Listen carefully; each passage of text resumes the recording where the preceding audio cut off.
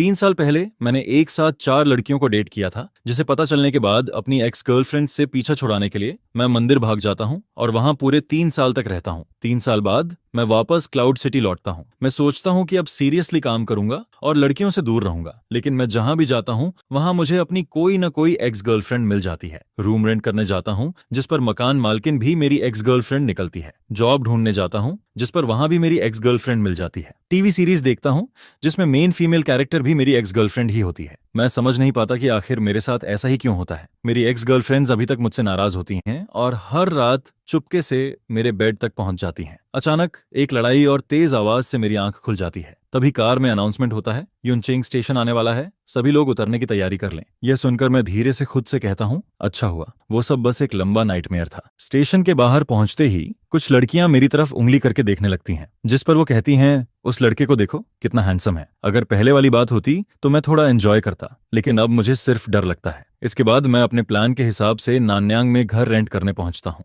Agent ली वेइचियांग बड़े excitement के साथ मुझे एक नए लग्जरी अपार्टमेंट में लेकर जाता है। वह कहता है, ये 70 स्क्वायर मीटर का फ्लैट है, इतना बड़ा और लग्जरी, और अभी सिर्फ 1000 युआन में मिल रहा है। जिस पर मैं हैरान होकर पूछता हूँ, ब्रदर ली, ये घर सच में सिर्फ 1000 युआन का है? मुझे यकीन ही नहीं होता, इतना सस्ता होना तो हद से ज्यादा है। जिस पर ली वेइकियांग मुस्कुराते हुए कहता है, टेंशन मत लो, मैं कोई फ्रॉड नहीं हूँ। ये लग्जरी अपार्टमेंट पहले स्कूल डिस्ट्रिक्ट हाउस था, लेकिन अब इसके दाम गिर गए हैं। लैंडलॉर्ड बस जल्दी से पैसे वापस पाना चाहती है। यह सुनकर मैं बहुत खुश हो जाता हूँ। मुझे लगता है कि मेरे अच्छे दिन शुरू हो रहे हैं और मैं तुरंत कॉन्ट्रैक्ट साइन कर देता हूँ। इसके बाद ली वेइचियांग मुझसे कहता है कि मैं थोड़ा वेट करूं। वो नीचे जाकर लैंडलॉर्ड को लेकर आता है और हैंडओवर करवा देता है। ज्यादा देर नहीं होती, तभी बाहर से ली वेइकियांग की आवाज आती है। उसके साथ एक लड़की अंदर आती है, जिसके हाथ में नीली अम्ब्रेला होती है। वह हंसते हुए कहती है, तुमने तो बहुत अच्छा काम किया, इतनी जल्दी ये फ्लैट रेंट पर दे दिया। मैं अचानक मुड़कर उसके पैरों की तरफ देखता हूँ। दरवाजे से अंदर आते ही उसकी हाई हील्स सबसे पहले नजर आती हैं और उसके सफेद पैर के टखने पर एक खास बर्थ मार्क बना होता है। यह देखकर मैं तुरंत वॉशरूम में छिप जाता हूँ। तभी बाहर लिविंग रूम से लैंडलॉर्ड की आवाज आती है, वो आदमी कहाँ है? जिस पर मैं अपनी आवाज बदलकर कहता हूँ, मेरे पेट में दर्द है,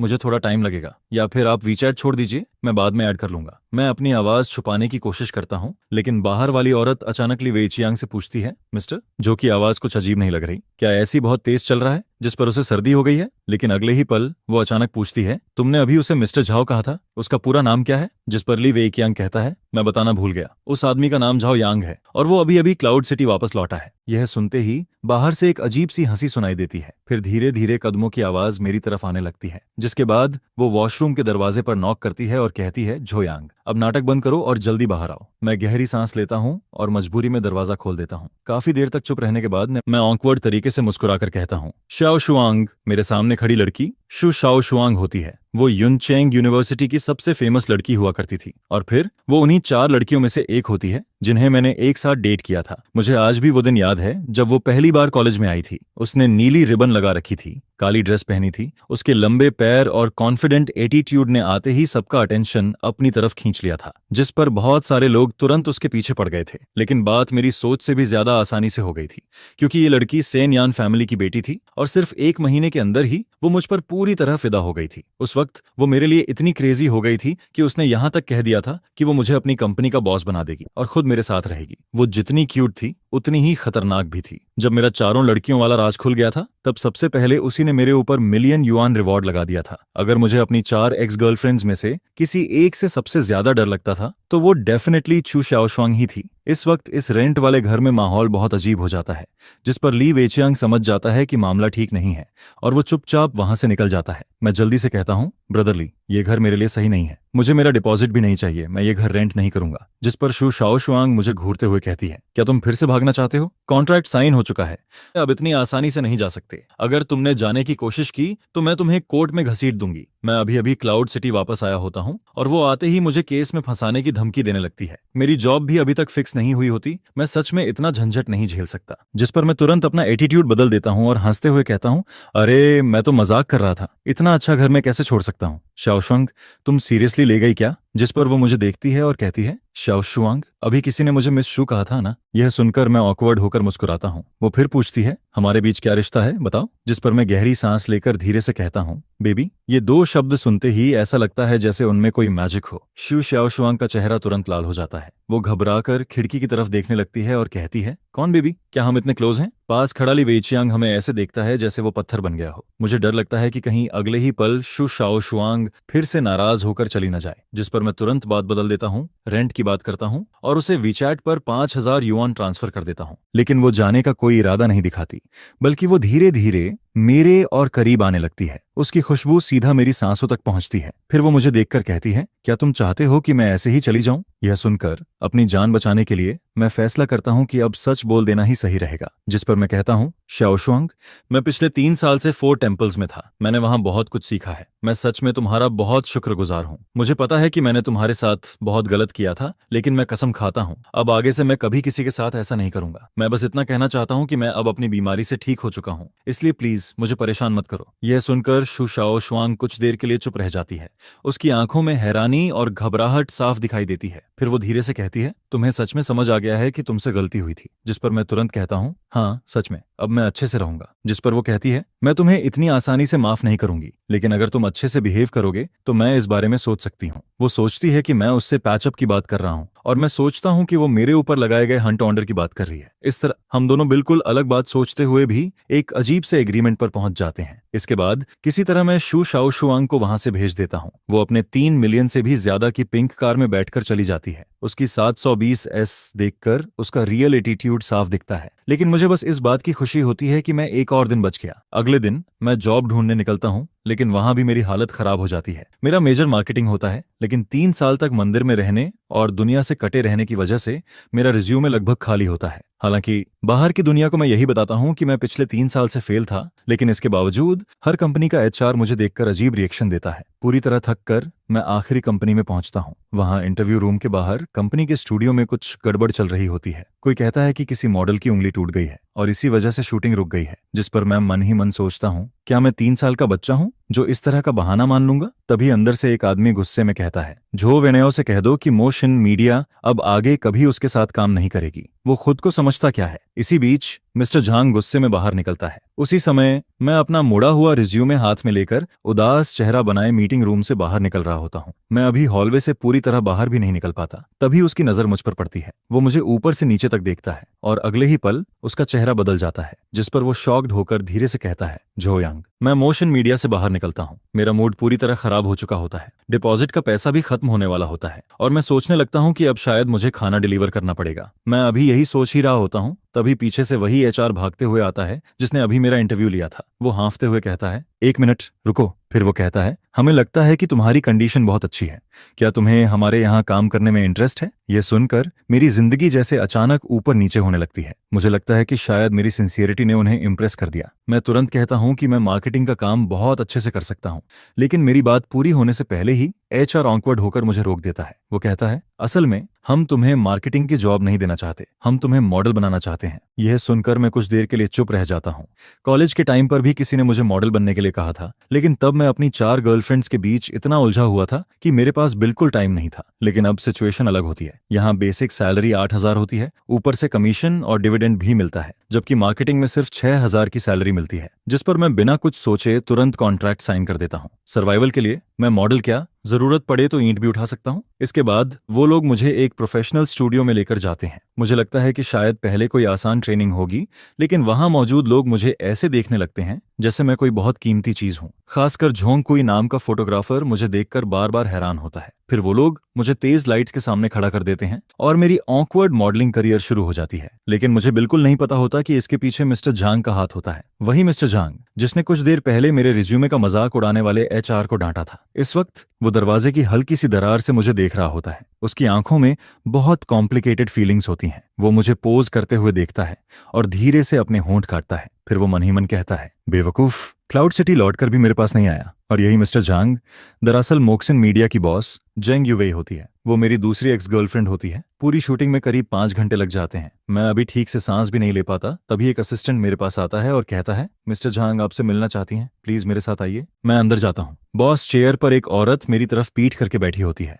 उसकी आवाज थोड़ी जानी पहचानी लगती है। वो पूछती है, काम कैसा लग रहा है? जिस पर मैं कहता हूँ, काफी अच्छा है, थैंक्स, आपने मुझे ये मौका दिया। तभी वो अचानक पूछती है, तुम क्लाउड सिटी वापस कब आए? यह सुनते ही मेरे चेहरे की मुस्कान गायब हो जाती है। मैं सोचने लगता हूँ कि उसे कैसे पता चला कि मैं वापस आ गया हूँ। अगले ही पल वो धीरे से मुड़ती है। उसका चेहरा देखते ही मैं पूरी तरह शॉक हो जाता हूँ। वो झांग यूवेई होती है। उसे देखते ही मेरी पुरानी यादें वापस आने लगती हैं। कॉलेज के सेकंड ईयर की वो बारिश वाली रात, मूवी थिएटर और फिर उससे पहली मुलाकात। उस वक्त मैं बस एक गरीब स्टूडेंट था और वो मेरी उन 4 एक्स गर्लफ्रेंड्स में से एक होती है। लेकिन बाकी सबसे अलग वो वही इंसान होती है जिसके लिए मेरे दिल में सबसे ज्यादा गिल्ट होता है, क्योंकि सिर्फ वही ऐसी होती है जिसने मेरे साथ कभी बुरा नहीं किया। बाकी सब मुझे छोड़कर चली गई थी, लेकिन उसने कभी मुझे नीचे गिराने की कोशिश नहीं की। फिर वो मुझे देखकर धीरे से कहती है, जल्दी वापस आ जाते, 3 साल हो गए, मैंने तुम्हें देखा तक नहीं। 3 साल पहले की वो सिंपल और कमजोर लड़की अब एक स्ट्रॉन्ग फीमेल बॉस बन चुकी होती है। जिस पर मैं धीरे से कहता हूँ, तुम्हें अभी भी मेरी याद है? वो हल्का सा मुस्कुराती है और कहती है, मुझे लगा था तुम जैसे बड़े स्कमबैग मुझे भूल चुके होगे। यह सुनकर मैं शर्मिंदा होकर अपना सिर नीचे कर लेता हूँ। फिर मैं उसे पिछले 3 साल की सारी बातें बता देता हूँ, मंदिर में रहना, भागते रहना और बाकी सब कुछ। मेरी बात सुनने के बाद वो धीरे से अपना हाथ मेरे सिर पर रखती है, बिल्कुल वैसे ही जैसे वो पहले किया करती थी, क्योंकि वो मुझसे 2 साल बड़ी होती है और हमेशा मेरी केयर करती थी। उसकी इतनी सॉफ्टनेस देखकर मुझे शुशाओ शुआंग की धमकी से भी ज्यादा बुरा फील होने लगता है। मैं टाइम देखता हूँ, लगभग रात के 12 बज चुके होते हैं। बाहर बारिश भी हो चुकी होती है और सबवे भी बंद हो चुकी होती है। जिस पर मैं कहता हूँ, कोई बात नहीं, मैं टैक्सी लेकर चला जाऊंगा। लेकिन मैं अपनी बात पूरी करूं उससे पहले ही झेंग यूवेई खड़ी हो जाती है। वो अपनी कार कीज उठाती है और सीधे कहती है, मैं तुम्हें घर छोड़ देती हूँ। यह सुनकर मेरे होश उड़ जाते हैं। अगर वो मुझे घर तक छोड़ने गई और नीचे शु श्याओ शुआंग मिल गई तो सब खत्म हो जाएगा। लेकिन झांग यूवेई मेरी कोई बात नहीं सुनती। वो मुझे सीधा अपनी कार में बैठा लेती है। रास्ते में वो मेरी तरफ देखकर धीरे से सांस छोड़ती है और कहती है, सच में तुम अभी भी वैसे ही हो, तुम बिल्कुल नहीं बदले। मुझे वो पुराना टाइम याद आ जाता है जब तुम मेरे साथ रहते थे। जब हम जिनू होम के नीचे पहुंचते हैं तब भी झांग यूवेई के जाने का कोई इरादा नहीं होता। वो कहती है कि बॉस होने के नाते उसे अपने सबऑर्डिनेट की केयर करनी चाहिए और वो कल मुझे ऑफिस जाने के लिए लिफ्ट दे देगी। जिस पर मैं कुछ नहीं कह पाता। आखिर मैं उसका सबऑर्डिनेट होता हूँ, इसलिए मना भी नहीं कर सकता। लेकिन जैसे ही लिफ्ट का दरवाजा खुलता है, 5वीं मंजिल के बाहर शु श्याओ शुआंग हाथ में अपना बनाया हुआ लंच बॉक्स लिए बैठी होती है। वो नीचे झुककर बैठी होती है, लेकिन जैसे ही वो मुझे और झेंग यूवेई को साथ में बाहर आते देखती है, उसका चेहरा तुरंत बदल जाता है। फिर वो भागकर मेरे पास आती है और मेरा कॉलर पकड़ लेती है। वो गुस्से में कहती है, तुमने कल ही कहा था कि अब कुछ गलत नहीं करोगे और आज ही किसी और लड़की को घर ले आए। यह सुनकर मेरे माथे पर ठंडा पसीना आ जाता है। एक तरफ लैंडलॉर्ड वाली एक्स गर्लफ्रेंड खड़ी होती है और दूसरी तरफ बॉस वाली एक्स गर्लफ्रेंड। जिस पर मैं जल्दी से कहता हूँ, मेरी बात सुनो, ये लैंडलॉर्ड है जिससे मैं कल मिला था और ये बॉस है जिससे मैं आज मिला हूँ। मैं 3 उंगलियां उठाकर कसम खाता हूँ। हालांकि बात बहुत अजीब लगती है, लेकिन ये सब सच में सिर्फ कोइंसिडेंस होता है। मैंने सच में कुछ गलत नहीं किया। हम अभी ऑफिस में ओवरटाइम कर रहे थे और ये बस मुझे घर छोड़ने आई है। जिस पर झांग यूवेई भी मेरी बात मान लेती है। वो कहती है कि हाँ, हम ओवरटाइम कर रहे थे। लेकिन फिर वो शु शाओ शुआंग की तरफ देखकर कहती है, लेकिन तुम लैंडलॉर्ड होकर आधी रात को यहाँ क्या कर रही हो? रेंट लेने आई हो क्या? जिस पर शु शाओ शुआंग तुरंत कहती है, ये मेरा घर है, मैं जब चाहूं यहाँ आ सकती हूँ। फिर वो दोनों एक दूसरे को घूरती हैं, जिसके बाद शु शाओ शुआंग कहती है, अगर मिसअंडरस्टैंडिंग है तो अंदर चलकर बात करते हैं, मैं आज रात झाओ यांग के साथ यहीं रहूंगी। जिस पर झांग यूवेई भी तुरंत कहती है, अगर तुम आ सकती हो तो मैं भी आ सकती हूँ, मुझे भी इससे बहुत सारी बातें करनी है। और फिर दोनों आपस में एग्री कर लेती हैं। लेकिन किसी ने भी मुझसे नहीं पूछा होता कि मैं क्या चाहता हूँ। 3 दिन पहले मंदिर में एक मॉन्क ने मुझे वार्निंग दी थी कि मुझे लड़कियों से दूर रहना चाहिए, लेकिन अब मैं इस सोफा पर बैठा होता हूँ। मेरे बाएं तरफ लैंडलॉर्ड एक्स गर्लफ्रेंड शु श्याओ शुआंग बैठी होती है और दाएं तरफ बॉस एक्स गर्लफ्रेंड झांग यूवेई बैठी होती है। मैं मन ही मन कहता हूँ, हे भगवान, अब मुझे कौन बचाएगा? इस अजीब और भारी माहौल को खत्म करने के लिए मैं कहता हूँ कि चलो लेट नाइट स्नैक खाते हैं। जिस पर श्याओ शुआंग मुझे वो लंच बॉक्स देती है। वो बहाना बनाती है कि वो इसे बस रास्ते में लेकर आई थी, लेकिन जैसे ही मैं लंच बॉक्स खोलता हूँ उसके अंदर वही शेड्रेड पोक होता है जो कॉलेज में मेरा फेवरेट हुआ करता था, और वो अभी भी गर्म होता है। ये देखकर मुझे समझ आ जाता है कि वो काफी देर से मेरा इंतजार कर रही थी। लेकिन दूसरी तरफ यूवे भी पीछे नहीं रहती। वो सीधे टेक अवे ऐप खोलती है और याके चुआन के साथ बियर ऑर्डर कर देती है। थोड़ी देर बाद 3 बड़े बॉक्सेस बियर के आ जाते हैं। डिलीवरी वाला अंदर बैठी 2 खूबसूरत लड़कियों को देखकर मुझे बहुत रिस्पेक्ट से देखता है, जिस पर मैं सिर्फ ऑकवर्ड होकर मुस्कुराता हूँ। कुछ देर बाद हम तीनों साथ में खाना खाने लगते हैं। मैं श्याओ शुआंग के हाथ का बना हुआ खाना खाता हूँ। वही पुराना टेस्ट मुझे फिर से याद आ जाता है, जिस पर मेरे दिल में गिल्ट और भी ज्यादा बढ़ जाता है, क्योंकि वो दोनों मेरे साथ इतना अच्छा बिहेव करती हैं और मैं ही सबसे बड़ा बेवकूफ होता हूँ। इसके बाद मैं लगातार बियर पीने लगता हूँ। मैं खुद को रोक नहीं पाता, एक के बाद एक बोतल खत्म कर देता हूँ। फिर एक बियर कैन उठाकर उसे भी एक ही बार में पी जाता हूँ। थोड़ी ही देर में मुझे शराब चढ़ जाती है। मैं नशे में खुद को थप्पड़ मारता हूँ और लड़खड़ाती हुई आवाज में बोलने लगता हूँ, मैं अच्छा इंसान नहीं हूँ, लेकिन आगे से अगर तुम दोनों को कभी कोई परेशानी हुई तो मैं जरूर तुम्हारी हेल्प करूंगा। इसके बाद मुझे कुछ भी ठीक से याद नहीं रहता। मुझे बस इतना याद रहता है कि शिव शाओशुआंग और झांग युवेई दोनों मिलकर मुझे उठाकर बेड तक लेकर जाती हैं, जिस पर युवेई धीरे से मुझे कंबल ओढ़ा देती है और मेरे सिर पर हाथ फेरती है। उसी समय मुझे शु शाओशुआंग की आवाज सुनाई देती है। वो अचानक पूछती है, सच बताओ, क्या तुम अभी भी उसे पसंद करती हो? जिस पर झांग युवेई मेरी तरफ देखती है। मैं उस वक्त सो रहा होता हूँ। उसकी आंखों में सॉफ्टनेस साफ दिखाई देती है। फिर वो धीरे से कहती है, उसने मुझे मेरा पहला DSLR दिया था, उसी ने मेरे फोटोग्राफी ड्रीम को सपोर्ट किया था, इसलिए मैं उससे नफरत नहीं कर सकती। जिस पर शु शाओशुआंग बिना सोचे तुरंत कहती है, मैं भी अभी तक जोयांग को पसंद करती हूँ। फिर वो धीरे से कहती है, मैं उसे मारना भी चाहती हूँ, लेकिन उससे कोई फर्क नहीं पड़ता। इस बार मैं उसे दोबारा भागने नहीं दूंगी। यह सुनकर झांग युवेई हल्का सा मुस्कुराती है। फिर वो मेरे कान को खींचती है और शु शाओशुआंग से कहती है, तुम्हारा एटीट्यूड अभी भी बिल्कुल पहले जैसा है। लेकिन फिर वो धीरे से कहती है, तुम्हें मुझसे नहीं, बाकी लड़कियों से सावधान रहना चाहिए। और इसी तरह दोनों एक दूसरे का वीचैट ऐड कर लेती हैं, ताकि बाकी एक्स गर्लफ्रेंड्स के खिलाफ वो एक टेम्परेरी अलायंस बना सकें। अगले दिन दोपहर में मेरी आंख खुलती है। मेरा सिर बहुत ज्यादा दर्द कर रहा होता है, लेकिन जैसे ही मैं आंख खोलता हूँ, मैं देखता हूँ कि शु शाओशुआंग मेरे ऊपर सो रही होती है। उसी वक्त बेडरूम का दरवाजा खुलता है और झांग युवेई बाहर आती है। उसे देखकर मेरा दिमाग पूरी तरह खाली हो जाता है। मुझे लगता है कि कल रात नशे में मैंने जरूर कोई बहुत बड़ी गलती कर दी होगी। जिस पर मैं घबराकर पूछता हूँ, कल रात मैंने कुछ किया था क्या? लेकिन वो दोनों मुझे देखकर हंसने लगती हैं। फिर झांग युवेई कहती है, तुम तो कल रात मरे हुए इंसान की तरह सो रहे थे, कुछ भी नहीं हुआ। यह सुनकर मैं राहत की सांस लेता हूँ। आज झांग युवेई अच्छे मूड में होती है, इसलिए वो मुझे एक दिन की छुट्टी दे देती है। कंपनी जाने से पहले वो पूरे घर को अच्छे से साफ भी कर देती है। फिर जाते जाते मुझे वार्निंग देती है कि उसके ना रहने पर मैं कोई गड़बड़ ना करूं। इसके बाद शु शाओशुआंग भी उठ जाती है और जैसे ही उसे कल रात की अपनी बात याद आती है, उसका चेहरा तुरंत लाल हो जाता है, क्योंकि उसने खुद कहा था कि वो अभी भी झोबियांग को पसंद करती है। यह सोचकर वो शर्म से कहीं छिप जाना चाहती है। जिस पर मैं धीरे से कहता हूँ, शाओशुआंग, तुम उठ गई। फिर मैं उससे पूछता हूँ, तुमने और झांग युवेई ने कल रात क्या बात की थी? जिस पर वो मुझे घूर कर कहती है, बहुत सारी बातें, जैसे कि तुम्हें सोते हुए ही मार देना चाहिए या नहीं। यह सुनकर मेरी रीढ़ की हड्डी तक ठंडी पड़ जाती है। मैं मन ही मन कसम खाता हूँ कि अब आगे से मैं कभी शराब नहीं पीऊंगा। इसके बाद सुबह की धूप कमरे में आ रही होती है। मैं चुपचाप शु शाओशुआंग के पीछे खड़ा होकर उसके बाल ठीक करने लगता हूँ, और उस पल मुझे ऐसा फील होता है जैसे मैं फिर से 3 साल पहले वाले दिनों में वापस पहुंच गया हूँ। आज दोपहर एक अच्छी मूवी लगी हुई है, जोयांग, चलो साथ में देखने चलते हैं। शु शाओशुआंग मुझे दोपहर में मूवी देखने के लिए बुलाती है, लेकिन मैं मना कर देता हूँ। मैं कहता हूँ, आज नहीं, आज मुझे कंपनी जाना है। जॉब का पहला दिन है, मुझे अपने कॉलेग्स पर अच्छा इंप्रेशन छोड़ना है। जिस पर वो थोड़ा नाराज होकर मुझे देखती है। फिर जैसे ही मैं जाने लगता हूँ, वो अचानक अपना एक और टैलेंट दिखा देती है। वो सामने वाले फ्लैट का दरवाजा खोलती है और अंदर चली जाती है। फिर वो पीछे मुड़कर कहती है, मैं तुम्हें बताना भूल गई थी, ये पूरी बिल्डिंग मेरी है। अगर तुम्हें मेरी जरूरत पड़े तो कभी भी सामने वाले घर का दरवाजा नॉक कर देना। यह सुनकर मैं वहीं खड़ा रह जाता हूँ। मुझे सच में समझ नहीं आता कि ये लड़की आखिर कितनी अमीर है। इसके बाद वो हल्के लाल चेहरे के साथ मुझे चुटकी काटती है और वार्निंग देती है कि कंपनी में कोई गड़बड़ मत करना। जिसके बाद वो वापस चली जाती है। मैं पूरे जोश के साथ कंपनी पहुंचता हूं, लेकिन जैसे ही नीचे पहुंचता हूं, वहां का सीन देखकर पूरी तरह चौंक जाता हूं। कंपनी के गेट के सामने लड़कियों की एक बड़ी भीड़ खड़ी होती है। उनके हाथ में बैनर्स होते हैं और वो मोशिन मीडिया के खिलाफ चिल्ला रही होती हैं। वो कह रही होती हैं कि मोशिन मीडिया ने उनके आइडल जो वेन्याओ को धोखा दिया है, उसकी जगह किसी और को कवर शूट दे दिया गया है। यह देखकर मैं घबरा जाता हूँ। फिर भी मैं हिम्मत करके उनके पास जाता हूँ और धीरे से पूछता हूँ कि आखिर हुआ क्या है। जिस पर एक लड़की गुस्से में कहती है, किसी हरामी ने बैकडोर से एंट्री लेकर हमारे भाई की जगह कवर शूट छीन लिया। यह सुनकर मैं कांपती हुई आवाज में पूछता हूँ, क्या तुम्हें उस इंसान का नाम पता है?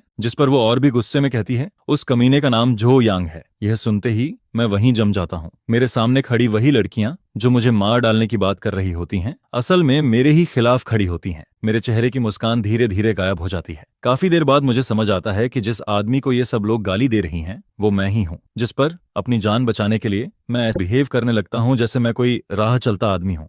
लेकिन मैं उन फैन गर्ल्स को कम समझ लेता हूँ। किसी ने ग्रुप में मेरी फोटो भेज दी होती है और अगले ही पल मेरी पहचान खुल जाती है, जिस पर सारी लड़कियां मेरी तरफ देखने लगती हैं। फिर वो जोर जोर से चिल्लाने लगती हैं। मैं जल्दी से कहता हूँ मैं उस स्टार को जानता भी नहीं हूँ, लेकिन वो मेरी बात सुनने की जगह और ज्यादा गुस्सा हो जाती हैं। फिर वो लोग झांग युवेई को भी गालियां देने लगती हैं। वो कहती हैं, झांग सरनेम वाली बॉस भी कोई अच्छी नहीं है, उसने जरूर तुम्हें अपने पास रख लिया होगा, तभी तुम्हें ये मौका मिला है। जिस पर मेरा चेहरा तुरंत बदल जाता है। मुझे गाली दो, मैं सह सकता हूँ, लेकिन मैं झांग युवेई के बारे में एक शब्द भी गलत नहीं सुन सकता। अगले ही पल मैं अपना हाथ उठाता हूँ और सबसे ज्यादा गाली देने वाले 180 पाउंड के आदमी को सीधा पंच मार देता हूँ। वो आदमी सीधे पीछे जाकर भीड़ में गिर जाता है और फिर पूरा माहौल अचानक बिगड़ जाता है। चारों तरफ चीखने की आवाज आने लगती है। लड़कियां मेरी तरफ भागने लगती हैं। लेकिन 3 साल मंदिर में रहने की वजह से मेरा शरीर पहले से बहुत मजबूत होता है। मेरी हाइट भी 1.85 मीटर होती है, इसलिए मैं भीड़ के बीच खुद को बचाने की कोशिश करता हूँ। उसी वक्त ऊपर ऑफिस में झांग युवेई मुझे खिड़की से देख रही होती है। पहले तो वो मुझे देखकर हल्का मुस्कुराती है, लेकिन जैसे ही उसे पता चलता है कि मुझे मारा जा रहा है, उसका चेहरा तुरंत बदल जाता है, जिस पर वो घबराकर नीचे भागती है। जब वो नीचे पहुंचती है तब तक मेरे चेहरे से खून निकल रहा होता है। यह देखकर उसका चेहरा पूरी तरह सफेद पड़ जाता है।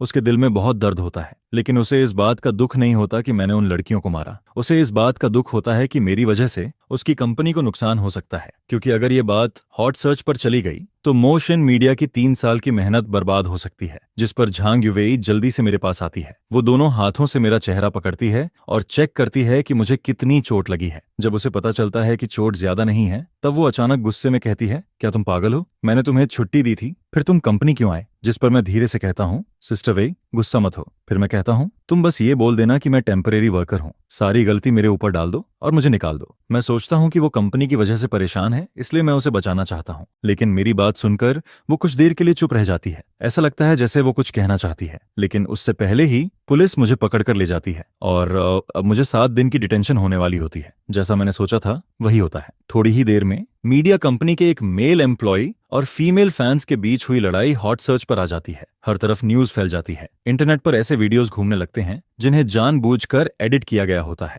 जिस पर मुझे विलेन की तरह दिखाया जाता है, जैसे सारी गलती सिर्फ मेरी हो। उसी समय शाम को युंगवांग बिल्डिंग के नीचे एक ब्लैक नैनी कार आकर रुकती है। उसमें से एक लंबी खूबसूरत लड़की बाहर निकलती है। उसकी खूबसूरती देखते ही हर कोई उसे पहचान लेता है। वो पेरेंट्स होती है, एंटरटेनमेंट इंडस्ट्री की सबसे फेमस एक्ट्रेस। वो आज की सबसे बड़ी स्टार होती है और साथ ही इमोशन मीडिया की सबसे इंपॉर्टेंट आर्टिस्ट भी होती है। लिफ्ट में उसका असिस्टेंट उसे मेरे फाइट वाला हॉट सर्च दिखाता है। वो मजाक में कहता है जो वेनेओ के फैंस को किसी ने पीट दिया, लेकिन जैसे ही पेरेंट्स उस वीडियो में मेरा चेहरा देखती है, उसका चेहरा अचानक बदल जाता है। उसके हाथ कांपने लगते हैं। फिर वो धीरे से पूछती है, इस आदमी का नाम क्या है? जिस पर असिस्टेंट कहता है, इसका नाम जो यांग है, ये मोशन मीडिया का नया मेल मॉडल है और अभी इसे पुलिस पकड़ कर ले गई है। यह सुनते ही पेरेंट्स की आंखों में एक अजीब सी चमक आ जाती है। फिर वो तुरंत कहती है, आज रात के अंदर जो यांग से जुड़ी सारी हॉट सर्च हटा दो। उसकी आवाज गुस्से और एक्साइटमेंट से कांप रही होती है। सारे मीडिया रिसोर्सेज इस्तेमाल करो, जो वेनेओ के सारे काले राज निकालो और उस फाइट वाली वीडियो का ओरिजिनल वर्जन भी ढूंढो। मैं चाहती हूँ कि जो वेनेओ अभी के अभी खत्म हो जाए। इस बार जो यांग ने किसी नॉर्मल मुसीबत को नहीं छेड़ा था। इस बार उसने सीधे अपनी एक्स गर्लफ्रेंड्स को मैदान में बुला लिया था। और जिस रात मैं लॉकअप में पहली बार सो रहा होता हूँ,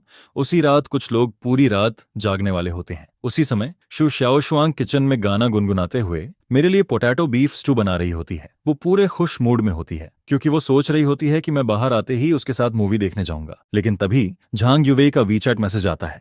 उसमें लिखा होता है कि झाओ यांग लड़ाई की वजह से 7 दिन के लिए अंदर चला गया है। यह सुनते ही शु शाओशुआंग का पूरा मूड खराब हो जाता है। उसका सारा स्वीट सपना उसी वक्त टूट जाता है और जैसे ही उसे पता चलता है कि यह सब झो वेनेओ नाम के एक ट्रैफिक स्टार की वजह से हुआ है, उसकी आंखें तुरंत ठंडी हो जाती हैं। जिस पर वो तुरंत किसी को फोन लगाती है और कहती है, मुझे तुमसे एक काम करवाना है। उधर उसी वक्त झो वेनेओ एक आलीशान मैंशन में लगभग 50 साल की एक औरत के साथ जश्न मना रहा होता है। उसे लगता है कि उसने सारी गंदगी मेरे ऊपर डाल दी है और अब मैं पूरी तरह बर्बाद हो जाऊंगा। वो मन ही मन सोचता है कि अब मैं हमेशा के लिए खत्म हो चुका हूं। लेकिन अगली सुबह उसके सामने कुछ और ही होने वाला होता है। सुबह सुबह उसका असिस्टेंट घबराया हुआ उसके पास आता है और कहता है, ब्रदर याओ, बहुत बड़ी प्रॉब्लम हो गई है। जिस पर झो वेनेओ जल्दी से वेबो खोलता है और वहां जो वो देखता है उसे देखकर उसके होश उड़ जाते हैं। टॉप 50 ट्रेंडिंग में से 32 टॉपिक्स सिर्फ उसी के खिलाफ होते हैं। उसके नाइट क्लब वाले स्कैंडल्स, उसके पुराने अफेयर्स और उसके सारे डर्टी सीक्रेट्स एक एक करके सामने आने लगते हैं। और फिर सबसे बड़ा धमाका होता है, उसकी उस उम्र दराज औरत के साथ वाली हाई डेफिनेशन फोटोजेस पूरी इंटरनेट पर फैल जाती हैं। लेकिन सबसे ज्यादा डेंजरस चीज होती है उस फाइट वाले केस का सच बाहर आना। पूरा ओरिजिनल वीडियो सामने आ जाता है और उसमें साफ दिखता है कि मैं किसी को बिना वजह नहीं मारता, मैं सिर्फ इसलिए फाइट करता हूं क्योंकि उन्होंने मुझे मजबूर किया था। जिस पर पूरी पब्लिक ओपिनियन अचानक बदल जाती है। मैं विलेन से विक्टिम बन जाता हूं और जो वेन्याओ जिसकी इमेज पहले परफेक्ट थी वो एकदम नीचे गिर जाती है। उसके सारे ब्रांड डील्स कैंसिल हो जाते हैं, सारे एंडोर्समेंट्स खत्म हो जाते हैं और फिर युनचेंग का सबसे बड़ा ब्लैक मटेरियल ग्रुप सीधा ऑर्डर देता है कि अब पूरे इंडस्ट्री में झो वेन्याओ को बैन किया जाएगा। जिस पर झो वेन्याओ अपने बेड पर बैठा रह जाता है।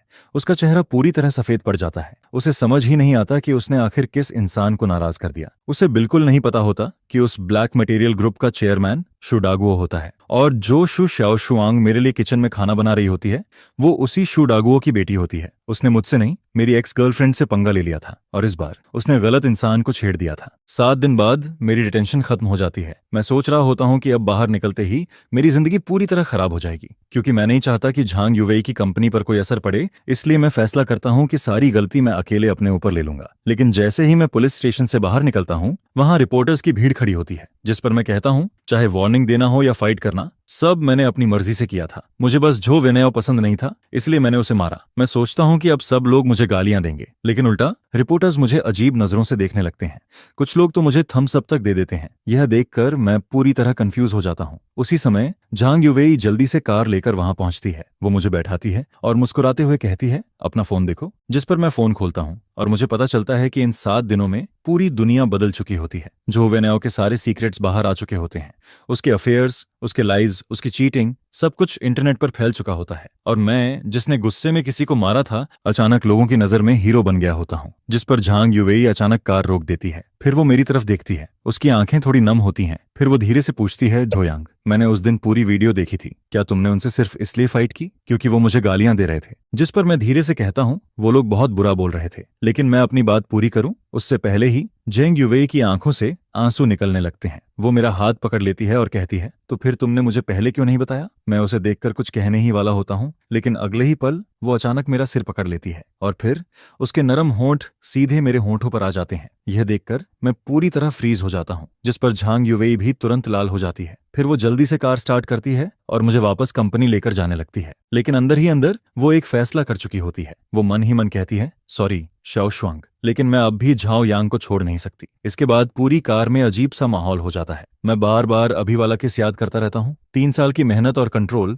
सब एक किस से टूटता हुआ महसूस होता है। उधर झांग युवेई भी स्टीयरिंग पकड़कर चुप बैठी होती है। ऐसा लगता है जैसे उसे भी अपनी हरकत पर शर्म आ रही हो। उसे डर होता है कि कहीं मैं उससे दूर ना हो जाऊं। कुछ देर बाद हम कंपनी पहुंच जाते हैं, लेकिन जैसे ही झांग युवेई कंपनी के बाहर खड़ी एक सफेद स्पोर्ट्स कार को देखती है, उसका चेहरा तुरंत बदल जाता है। वो बिना कुछ बोले मुझे सीधे फर्स्ट फ्लोर के मीटिंग रूम में धकेल देती है और कहती है कि मैं बाहर ना निकलूं, क्योंकि बाहर मेरी तीसरी एक्स गर्लफ्रेंड आ चुकी होती है। उसका नाम पेई ल्यूसी होता है। वो एंटरटेनमेंट वर्ल्ड की सबसे फेमस एक्ट्रेस होती है। जैसे ही वो अंदर आती है, वो सीधे पूछती है, झोयांग कहाँ है? उसके चेहरे पर एक अजीब सी स्माइल होती है, जिस पर झांग युवेई तुरंत कहती है, मैं तुम्हें उससे नहीं मिलने दूंगी। फिर वो गुस्से में कहती है, मैं किसी पागल इंसान को उसके पास नहीं जाने दूंगी, खासकर तुम्हें। क्योंकि झांग युवेई शु शाओशुआंग से तो नहीं डरती। उसे पता होता है कि शु शाओशुआंग बस गुस्सैल है, लेकिन पेई ल्यूसी अलग होती है। उसकी मेंटल कंडीशन बहुत अनस्टेबल होती है। वो सच में कुछ भी कर सकती है। वो मुझे नुकसान भी पहुंचा सकती है या खुद को भी। जिस पर पेई ल्यूसी पहले तो धमकी देती है कि वो पूरी कंपनी खत्म कर देगी,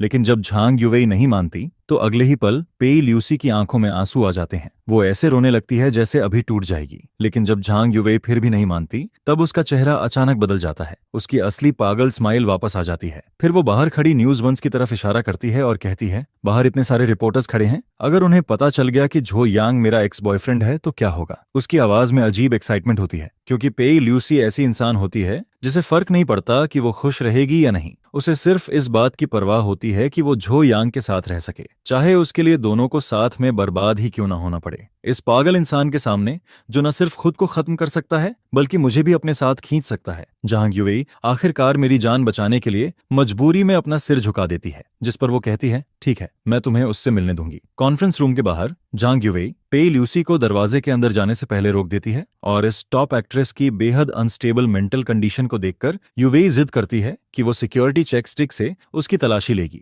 जिस पर जैसे ही अलार्म बजता है पे ल्यूसी को मजबूरी में अपनी कमर के पीछे छुपाया हुआ पतला सा नाइफ निकालना पड़ता है, जिसे वो जमीन पर फेंक देती है और फिर बड़े आराम से अंदर चली जाती है। दरवाजा खुलता है और मुझे लगता है कि यू वही आई है, लेकिन अगले ही पल पी ल्यूसी किसी पिंजरे से निकली हुई भेड़िए की तरह सीधे मुझ पर टूट पड़ती है और मुझे जमीन पर गिरा देती है, जिस पर वो मुझे कसकर पकड़ते हुए कहती है, ब्रदर झायोआंग, लोग तुम्हें बहुत मिस करते हैं। पी ल्यूसी बिल्कुल किसी क्लिंजी किटन की तरह मेरे सीने में छुप जाती है, लेकिन अगले ही पल वो अचानक अपना चेहरा उठाती है और दोनों हाथों से मेरे कंधे पकड़ लेती है। उसकी आंखें पूरी तरह पागलपन से भरी होती हैं, जिस पर वो पूछती है, तुम मुझे 3 दिन पहले छोड़कर क्यों गए थे? क्या इसलिए क्योंकि मैं उतनी खूबसूरत नहीं हूं, या फिर इन 4 बदबूदार औरतों की वजह से? बोलो। जिस पर मैं मजबूरी में अपना हाथ बढ़ाकर उसके सिर पर थपकी देता हूं और अगले ही पल वो पागल लड़की फिर से शांत हो जाती है, जो देखकर वो फिर से एक छोटी सी दुखी लड़की की तरह रोने लगती है। यही है पे ल्यूसी, मेरी तीसरी एक्स गर्लफ्रेंड, एक ऐसी औरत जिसके दिमाग में थोड़ा प्रॉब्लम है। जिस पर वेई शीली को देखकर मैं अपने फर्स्ट ईयर की उस पहली मुलाकात को याद करने लगता हूँ। उस समय फिल्म स्कूल में उसे बाकी लोग बहुत परेशान करते थे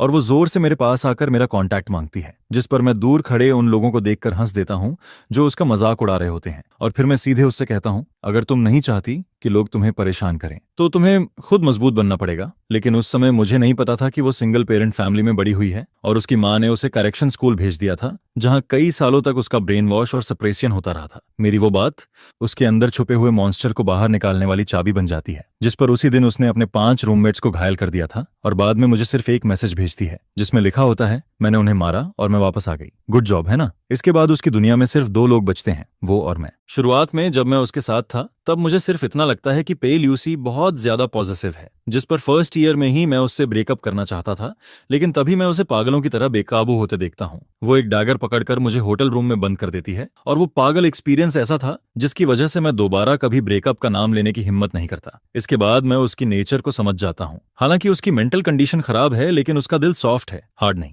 अगर उसे 2 प्यार भरी बातें बोल दो और उसके सिर पर हाथ फेर दो तो वो आसानी से मान जाती है। और उस समय जब मेरी 4 लड़कियों के साथ रिलेशन होने वाली बात सामने आ गई थी, तब मैं 50% इसलिए भागा था क्योंकि मुझे डर था कि कहीं वो मुझे मार ना दे। और इस समय वो मेरे सीने पर लगातार मुक्के मार रही होती है और रोते हुए कहती है, तुम घटिया आदमी, तुम भागे क्यों थे? जिस पर मैं कहता हूँ, क्या मैं इसलिए नहीं भागा था क्योंकि मुझे डर था कि तुम गुस्सा हो जाओगी? यह सुनकर मुझे फिर से यकीन हो जाता है कि चारों एक्स गर्लफ्रेंड्स में सबसे खतरनाक वही है, लेकिन सबसे आसान भी वही है। मैं बस उसे 2 प्यार भरी बातें कहता हूँ और उससे वादा करता हूँ कि मैं आगे भी क्लाउड सिटी में ही रहूंगा। जिस पर वो अगले ही पल किसी गुस्से वाली लड़की से शांत इंसान बन जाती है, लेकिन फिर भी वो तभी मानती है जब मैं उसे किस करने वाला होता हूँ। इसके बाद जब हम दोनों जमीन पर बैठे हुए फ्यूचर की बातें कर रहे होते हैं, तभी वो अचानक कुछ बैंक कार्ड्स निकालती है और फिर वो अपनी पिछले 3 साल की सारी कमाई मुझे दे देती है, जिस पर वो कहती है, ये सब तुम्हारे लिए है ताकि तुम्हें आगे कभी काम न करना पड़े, ठीक है? एक इतनी फेमस एक्ट्रेस की इतनी बड़ी सेविंग को देखकर भी मैं बिना सोचे उसे मना कर देता हूँ, क्योंकि वो मुझे सपोर्ट नहीं करना चाहती, वो सच में मेरा ख्याल रखना चाहती है। जिस पर मैं उससे कहता हूँ, तुम अपनी स्टार वाली लाइफ जीती रहो और मैं यहाँ अपना काम करता रहूंगा, लेकिन मैं तुमसे प्रॉमिस करता हूँ, जब भी तुम मुझे ढूंढने आओगी मैं हमेशा यहीं मिलूंगा। यह सुनकर वो चुपचाप मेरे सीने में आकर लिपट जाती है और आखिरकार वो अपने अंदर की वो एक्सट्रीम कंट्रोल वाली चाहत को थोड़ा छोड़ देती है। उसी समय झांग युवेई दरवाजे पर नॉक करती है और याद दिलाती है कि बाहर के रिपोर्टर्स अब अंदर घुसने वाले हैं, जिस पर मुझे समझ आता है कि ये सारे रिपोर्टर्स असल में पे ल्यूसी ही लेकर आई थी ताकि झांग युवेई मजबूरी में उसे मुझसे मिलने दे। इसके बाद मैं सिस्टर वेई से माफी मांगने के लिए कहता हूँ, जिस पर पे ल्यूसी पहले तो इंस्टिंक्टिवली मुंह बना देती है, लेकिन मेरी तरफ देखकर तुरंत मान जाती है। जिस पर वो कहती है, ठीक है, मैं माफी मांग लूंगी, आगे से तुम जो कहोगे मैं वही करूंगी। इसके बाद मैं सेफ तरीके से कॉन्फ्रेंस रूम से बाहर निकल आता हूँ, जिस पर झांग युवेई आखिरकार राहत की सांस लेती है और फिर वो अपना बंद हाथ खोलती है, जिसे देखकर मुझे समझ आता है कि उसने अपने हाथ में कुछ छुपा रखा था। तभी समझ आता है कि अभी थोड़ी देर पहले पे ल्यूसी इतनी देर तक उसे बाहर क्यों नहीं निकाल रही थी। लेकिन कॉन्फ्रेंस रूम के अंदर दोनों औरतों के बीच थोड़ी देर के लिए एक सीधा सामना होता है, जिस पर पे ल्यूसी सिर्फ मुझे खुश करने के लिए झांग युवेई के सामने अपना सिर झुकाकर उससे माफी मांगती है। यह देखकर झांग युवेई भी समझ जाती है कि वो पूरी तरह बुरी नहीं है और फिर वो भी धीरे से राहत की सांस लेती है। आखिर में मैं अपने फैमिली वालों से कहता हूँ कि वो उसका थोड़ा ध्यान रखें, और रिपोर्टर्स को हैंडल करते करते पूरे 2 घंटे निकल जाते हैं और मुझे सांस लेने का मौका भी नहीं मिलता, क्योंकि अगले ही पल झांग युवेई के सामने ही पे ल्यूसी अचानक मेरे सामने दौड़कर आ जाती है, जिस पर वो सीधे मेरे चेहरे को पकड़ती है और मुझे जोर से किस कर देती है। फिर वो शर्माते हुए कहती है, अगर तुम मुझे किस नहीं करोगे तो मैं खुद तुम्हें किस कर लूंगी। यह कहकर वो लाल चेहरा लिए हुए भाग जाती है और जाते जाते भी काफी खुश दिखाई देती है, जिस पर मैं सिर्फ इतना सोचता हूँ, ओह नहीं, मैं फिर से फंस गया। होस्ट, मुझे तुम्हारे लिए सच में बुरा लग रहा है। क्या ये अभी भी बहुत यादगार नहीं लग रहा है? ये मेरी बहन के मीठे होंठ थे या फिर किसी बड़ी स्टार के? मैं इतना डर गया था कि सीधा ऊपर जाने की हिम्मत ही नहीं हुई। जल्दी से घर लौटना पड़ेगा,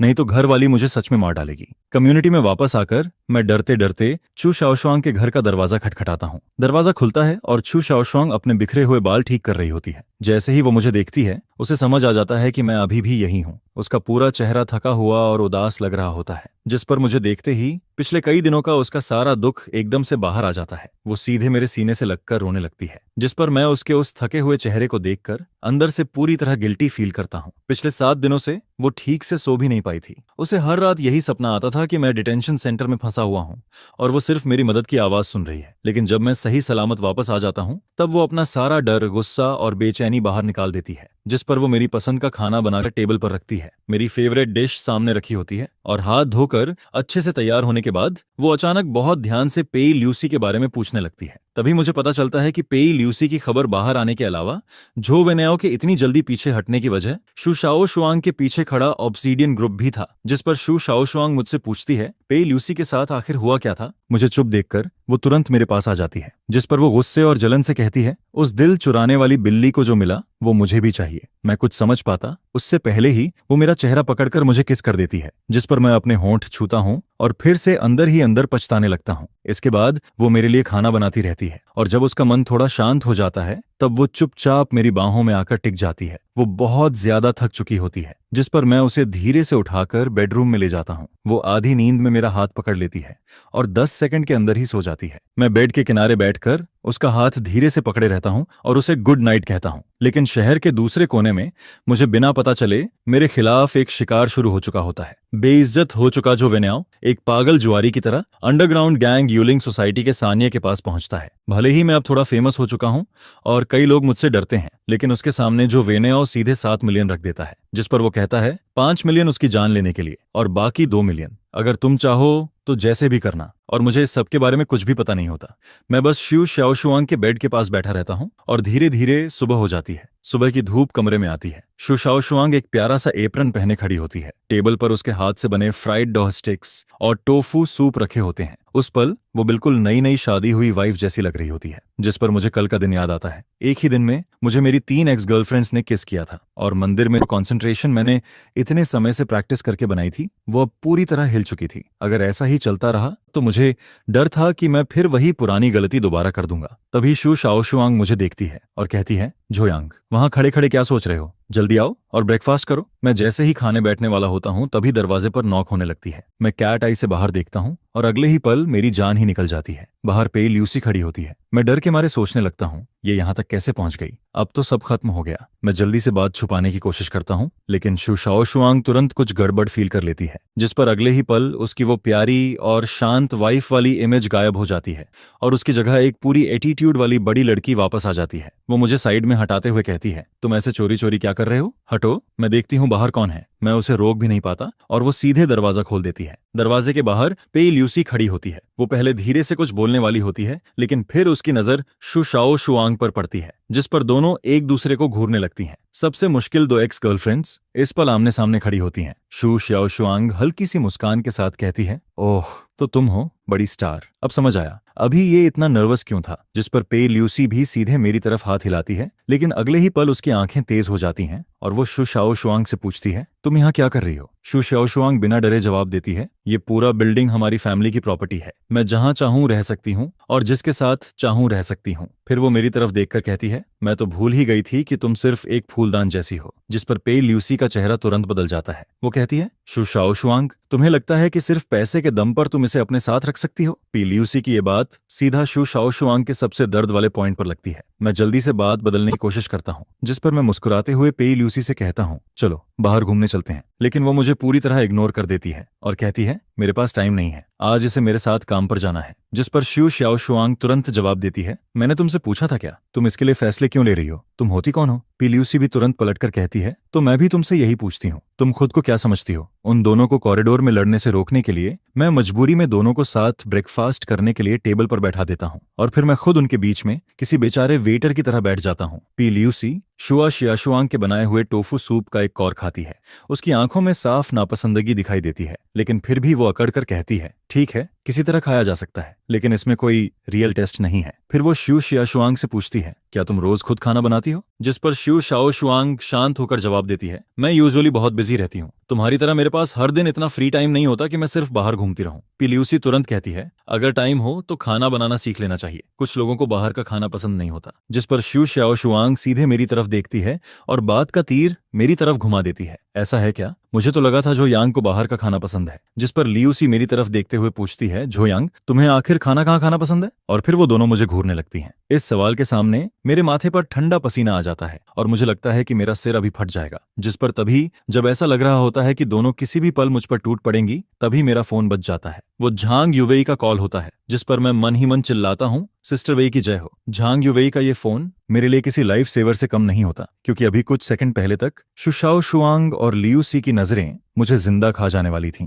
मैं तुरंत फोन उठाकर कहता हूँ, हेलो जांग, क्या कंपनी में इमरजेंसी है। ठीक है, मैं अभी आता हूँ। मैं कंपनी में इमरजेंसी होने का बहाना बनाता हूँ और पूरी एक्टिंग करने की कोशिश करता हूँ, लेकिन ये दोनों लड़कियां इतने समय से मेरे साथ हैं कि मेरी आंखें जरा सी भी इधर उधर होती हैं तो इन्हें तुरंत पता चल जाता है कि मैं झूठ बोल रहा हूँ। जिस पर लिविंग रूम, जो पहले से ही भारी माहौल में था, अब और भी ज्यादा ठंडा हो जाता है। मैं बोलना बंद कर देता हूँ और लियूसी भी चुपचाप अपना सिर झुका लेती है। उस ब्रेकफास्ट के दौरान मुझे सच में ऐसा लग रहा होता है जैसे मैं किसी मौत की सजा के बीच बैठा हूं। यहां तक कि प्लेट में रखे फ्राइड डॉ स्टिक्स भी मुझे किसी टॉर्चर जैसे लगने लगते हैं। पूरा माहौल इतना भारी हो जाता है जैसे हवा भी रुक गई हो। जिस पर मैं जल्दी जल्दी खाना खत्म करता हूं और वहां से निकलने की कोशिश करता हूं। मैं लियूसी की तरफ देखकर कहता हूं, बड़ी स्टार, रहने दो, अगर किसी ने तुम्हें मेरे साथ देख लिया तो तुम मुसीबत में पड़ जाओगी, मैं तुम्हें मन खुद छोड़ देता हूं।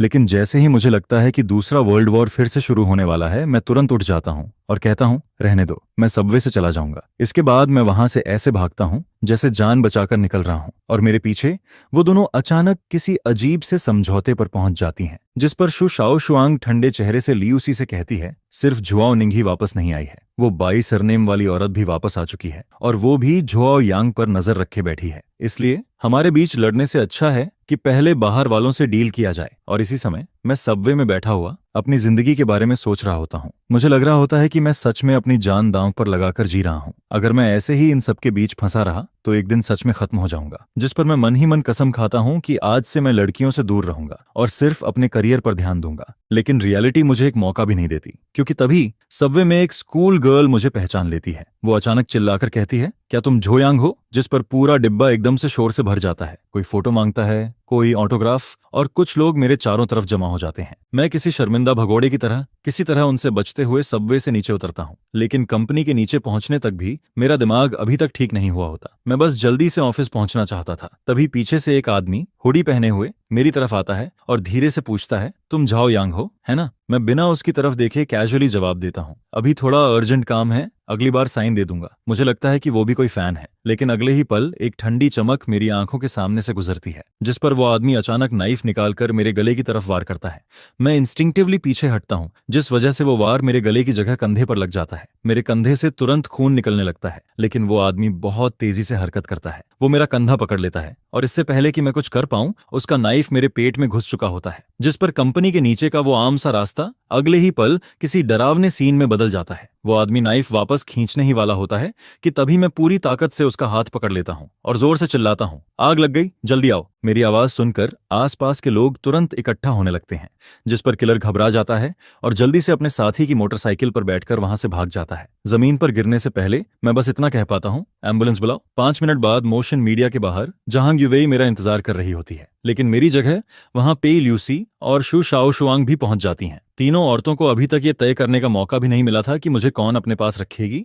तभी कंपनी का एक एम्प्लॉय भागता हुआ आता है। उसका चेहरा पूरी तरह सफेद पड़ा होता है। जिस पर वो चिल्लाकर कहता है, झो यांग को सबवे स्टेशन पर नाइफ मार दिया गया है, बहुत खून निकल रहा है। यह सुनते ही शु शाओ शुआंग की आंखों के सामने अंधेरा छा जाता है और वो वहीं जमीन पर गिर जाती है, जबकि पेई ल्यूसी की आंखें पूरी तरह बदल जाती हैं। उनमें ना आंसू होते हैं, ना डर, सिर्फ पागलपन और गुस्सा होता है। वो बिना कुछ बोले ठंडे चेहरे से मुड़ती है और कहती है, तुम लोग हॉस्पिटल जाओ, मैं जुआओनिंग को ढूंढने जा रही हूँ। शू श्याओ शुआंग उसे रोकने की कोशिश करती है, लेकिन पेई ल्यूसी बिना एक्सप्रेशन के कहती है, जिसने उसे चोट पहुंचाई है मैं उसे टुकड़ों में तोड़ दूंगी। जिस पर शू श्याओ शुआंग उसे नहीं रोकती। वो सिर्फ अपना फोन निकालती है, क्योंकि उसे पता होता है कि जोयांग पर हुए इस अटैक के बाद क्लाउड सिटी पूरी तरह बदलने वाली है। एम्बुलेंस के अंदर झांग युवेई मेरा हाथ कसकर पकड़े रहती है। वो रोते हुए बार बार कहती है, अगर तुम्हें कुछ हो गया तो मैं भी नहीं जीऊंगी। जिस पर मैं मुश्किल से मुस्कुराता हूँ और उसे कहता हूँ, पेई ल्यूसी मुझे मरने नहीं देगी, चिंता मत करो। डॉक्टर की जांच के बाद पता चलता है कि नाइफ पर कोई पॉइजन नहीं था। यह सुनकर मैं राहत की सांस लेता हूँ। फिर मैं मुश्किल से अपना खून से भरा हाथ उठाता हूँ और कहता हूँ,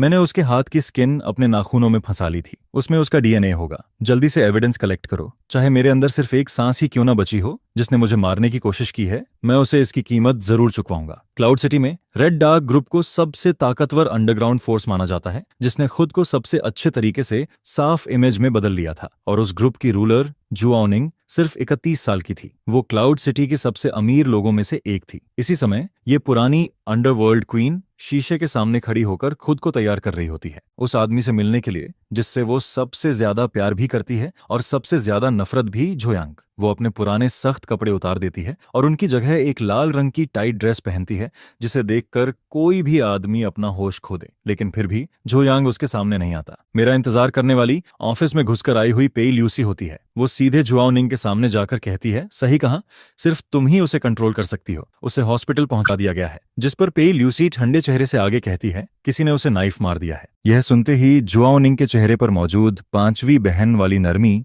एक पल में गायब हो जाती है और उसकी जगह भयानक गुस्सा आ जाता है। जिस पर वो धीरे से कहती है, जिसने भी उसे हाथ लगाया है, याओ नियांग उसे अपने हाथों से खत्म करेगी। पिल्यूसी मानती है कि उसकी पहुंच अंडरग्राउंड ब्लैक मार्केट तक नहीं है, इसलिए मजबूरी में वो अपनी पुरानी दुश्मन जुआओनिंग के पास आती है। जिस पर जुआओनिंग ठंडी आवाज में कहती है, लगता है कुछ लोग 12 घंटे के अंदर मेरा नाम भूल गए हैं। ठीक है, मैं उन्हें फिर से याद दिलाती हूँ। उसी समय हॉस्पिटल में मेरी सर्जरी अभी खत्म हुई होती है और जब पुलिस मुझसे सवाल करती है, तब मैं हैरानी वाली शांति के साथ जवाब देता हूँ। मैं कहता हूँ, किलर का डीएनए मेरे नाखूनों में होना चाहिए, शायद वो तुम्हारे काम आए। ऐसा लग रहा होता है जैसे पुलिस पहले भी ऐसे केसेस देख चुकी है। जिस पर वो जल्दी से बात खत्म करती है और फिर वहां से चली जाती है। पुलिस के जाने के बाद मैं हॉस्पिटल बेड पर लेटकर चैन की सांस लेता हूँ। लेकिन मैं इतना शांत क्यों हूँ, इसकी वजह मूवीज नहीं है। असल वजह यह है कि 6 साल पहले मैंने सच में किसी को मार दिया था और उस काम में मेरी पार्टनर मेरी एक्स गर्लफ्रेंड जुआओनिंग थी। जैसे ही मुझे जुआओनिंग का नाम याद आता है, मेरे पूरे शरीर में ठंडक दौड़ जाती है और उसके साथ एक अजीब सा गुस्सा और डर भी वापस आने लगता है, क्योंकि 6 साल पहले जो हुआ था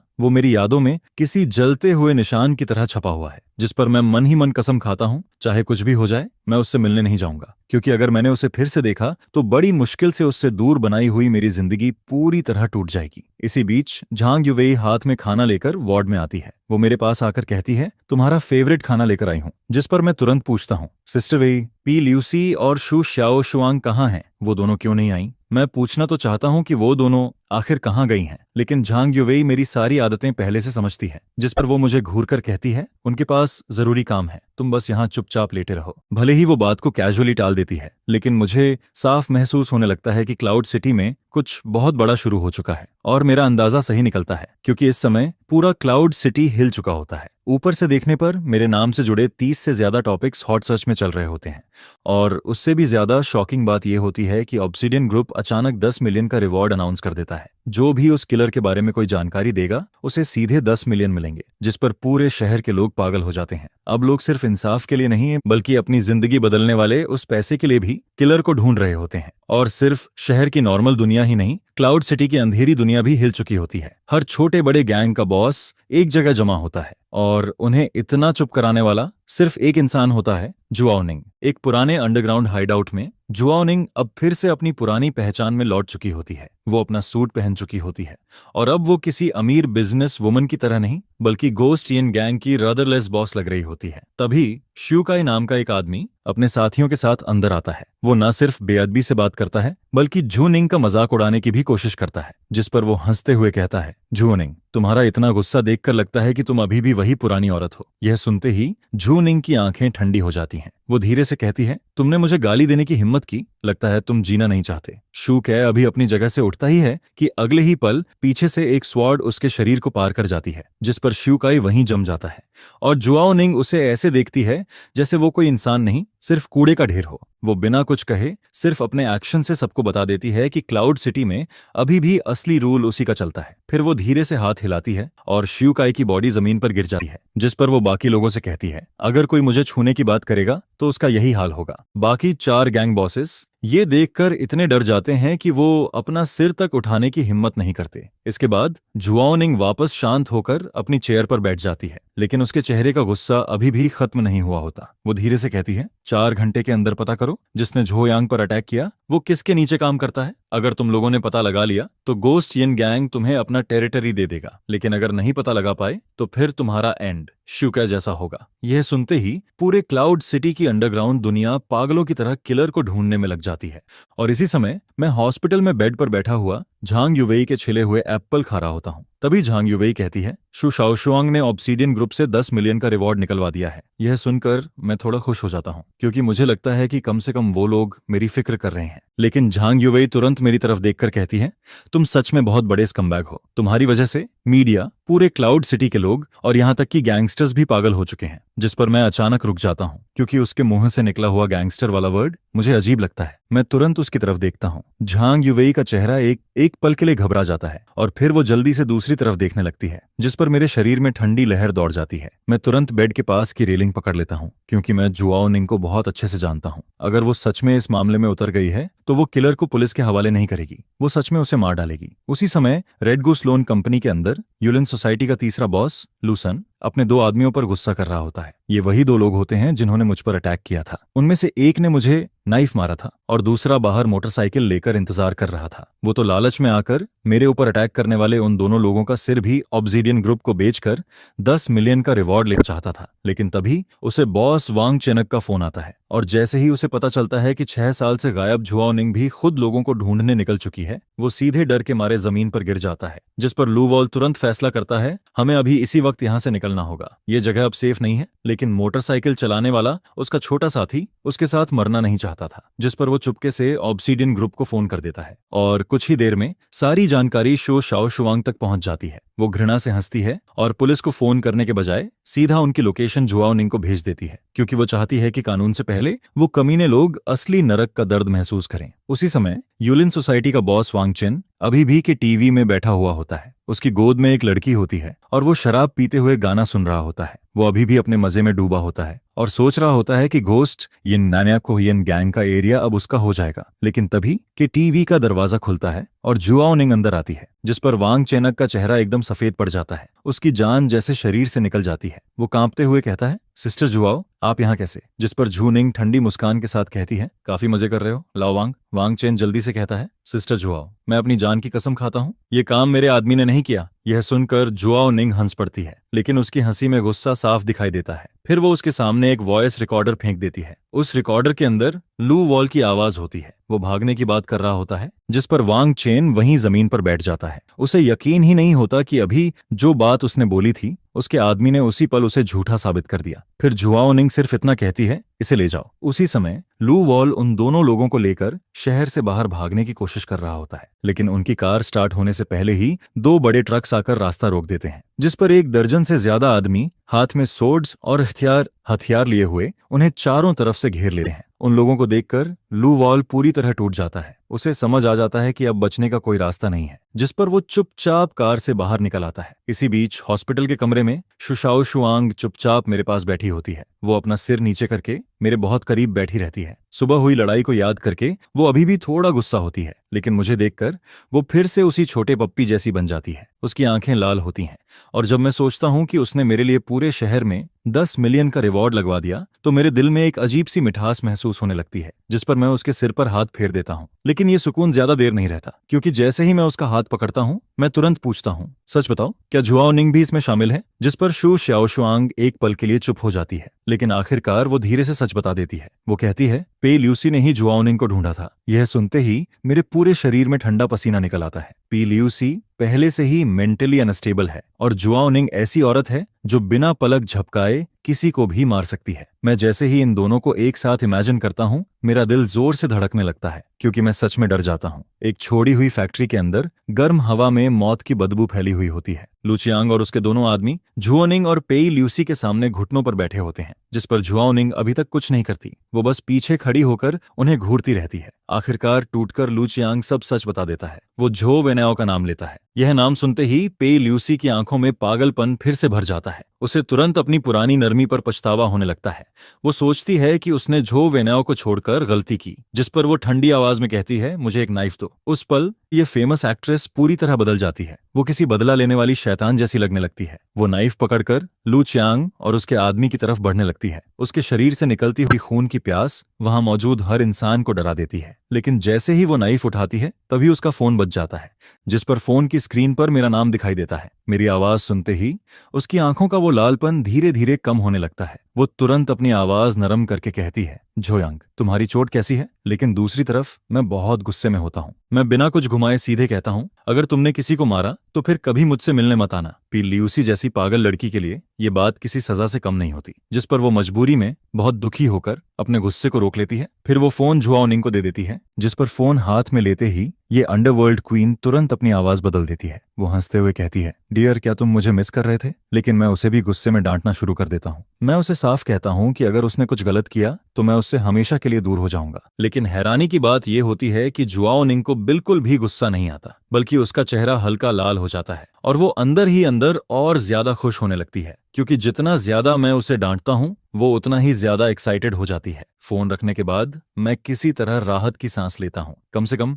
मैंने पेई ल्यूसी के हाथ खून से रंगने से रोक लिया था। लेकिन दूसरी तरफ झुओनिंग की आंखें फिर से ठंडी हो जाती हैं। वो लू चियांग और उसके आदमी की तरफ देखती है और मन ही मन सोचती है, मैंने झोयांग से वादा किया था कि पेई ल्यूसी किसी को नहीं मारेगी, लेकिन इसका मतलब ये नहीं है कि मैं इन कचरों को छोड़ दूंगी। उधर झांग युवेई पूरे दिन मेरे साथ लगी रहती है और जब वो जाने लगती है तो मेरे कान के पास आकर धीरे से कहती है, मेरी बहन यहाँ नहीं है, इसका फायदा उठाकर किसी और लड़की के साथ कुछ मत करना। यह कहकर वो मुझे घूरती है और फिर चली जाती है। उसके जाने के बाद शू शाओशुआंग मेरे बेड के पास बैठी रहती है। वो इतनी ज्यादा थक जाती है कि आखिरकार बेड के किनारे सिर रखकर वहीं सो जाती है, जिस पर मैं धीरे से उससे कहता हूँ, तुम ठीक हो? पहले बैठ जाओ। क्या तुम अभी भी मुझसे नाराज हो? वो धीरे से सिर हिलाती है और कहती है, हाँ, मैं नाराज हूँ। लेकिन फिर वो मेरी तरफ देखकर कहती है, क्योंकि मैं जानती हूँ तुम मुझे बचाना चाहते थे, लेकिन सबसे पहले तुम्हें खुद को बचाना चाहिए था। फिर वो अपना सिर झुका लेती है और धीरे से कहती है, असल में ये सब मेरी गलती है। अगर मैं झो वेनाओ को पूरी तरह खत्म कर देती तो शायद ये सब कभी नहीं होता।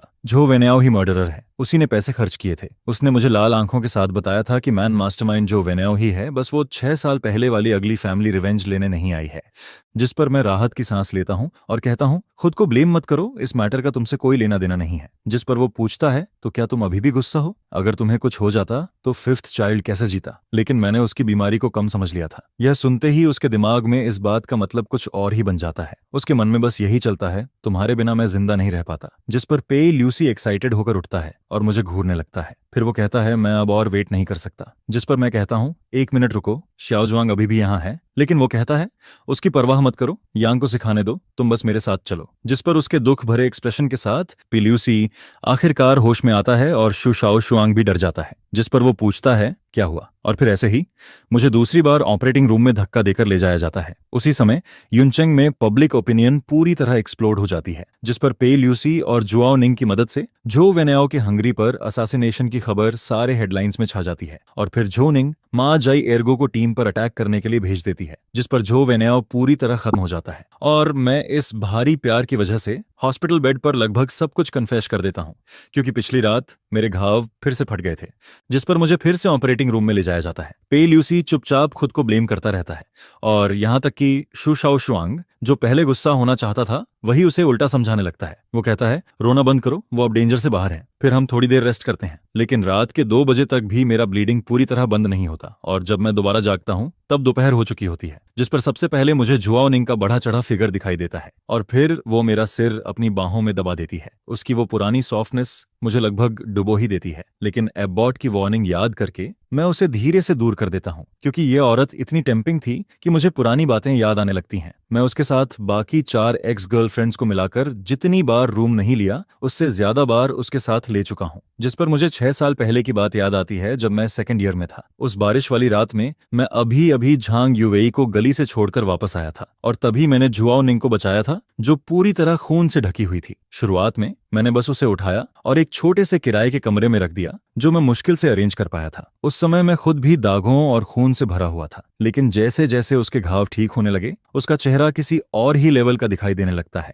जिसे देखकर मैं शॉक हो जाता हूँ और मुझे समझ आता है कि मैंने कैसी खतरनाक औरत को बचाया है। वो क्लाउड सिटी के सबसे बड़े गैंगस्टर ग्रुप की तीसरी लीडर थी और फिर जुआओ निंग मुझे बताती है कि पावर की लड़ाई में वो हार गई थी, जिस पर अब उसे सेकंड बॉस टेरर पीछा करके मारना चाहता था और वो अकेले मरना चाहती थी। लेकिन शायद उस रात बिछड़ने वाली फीलिंग की वजह से मैं उसका हाथ पकड़ लेता हूँ और जोर से चिल्लाता हूँ, मैं तुम्हें न जाने नहीं दूंगा। फिर मैं कहता हूँ, अगर सीजुन की परेशानी की वजह से मरना ही है तो चलो साथ मरते हैं। और फिर उसी रात हम दोनों एक दूसरे के करीब आ जाते हैं, जिसके बाद हम एक पागल प्लान बनाते हैं। मैं खुद जाकर फियर ऑफ लू से मिलता हूँ। मैं उसके सामने एक लालची आदमी होने का नाटक करता हूँ और कहता हूँ मुझे 10 लाख चाहिए, पैसे मिलते ही मैं तुम्हें बता दूंगा कि जुआओ निंग कहाँ है। जिस पर लू सच में मेरे झांसे में आ जाता है और फिर वो अपने आदमियों के साथ मुझे अंदर ले जाता है। लेकिन जैसे ही उसके आसपास की सिक्योरिटी ढीली पड़ती है मैं अचानक टेबल के ऊपर से कूद जाता हूँ, फिर वाइन बॉटल तोड़ता हूँ और भेड़िए की तरह उसके गले पर मार देता हूँ। मुझे याद नहीं कि उस समय कितना दर्द हुआ था, मुझे बस इतना याद है कि हर तरफ खून था और मेरे सामने एक बॉडी पड़ी हुई थी और जब मुझे दोबारा होश आता है तब तक लुओ मर चुका होता है। यही मेरा सीक्रेट था, मेरे शांत चेहरे के नीचे छुपा हुआ, क्योंकि 6 साल पहले ही मैं एक ऐसा इंसान बन चुका था जिसने किसी को मार दिया था। जिस पर जुआओ निंग को देर से यह बात समझ आती है और वो कहती है,